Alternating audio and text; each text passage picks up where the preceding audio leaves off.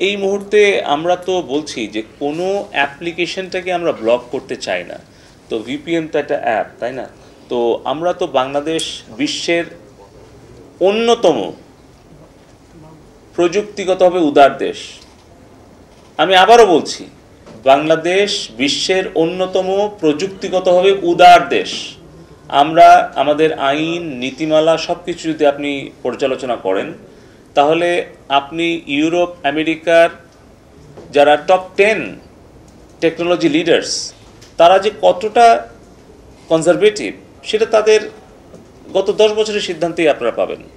কিন্তু বাংলাদেশ কিন্তু সবসময় মাননীয় প্রধানমন্ত্রী জননেত্রী শেখ হাসিনা উদারতা দেখিয়েছেন এবং এখনও আমরা উদার নীতিটাই অনুসরণ করছি। ফলে আমরা সচেতন করছি সবাইকে যে এটা খারাপ, এটা ভালো, এটা এটা মিথ্যা গুজব, এটা সত্য।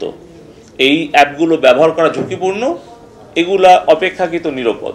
এখন বাকিটা কিন্তু সেই গ্রাহক বা নাগরিকের দায়িত্ব।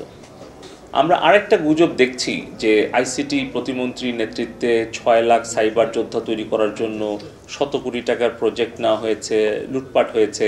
এগুলো রাজনৈতিক প্রতিহিংসা এবং অপপ্রচারকারীদের ষড়যন্ত্র ছাড়া অন্য কিছুই না। এরকম কোনো অস্তিত্বও নাই।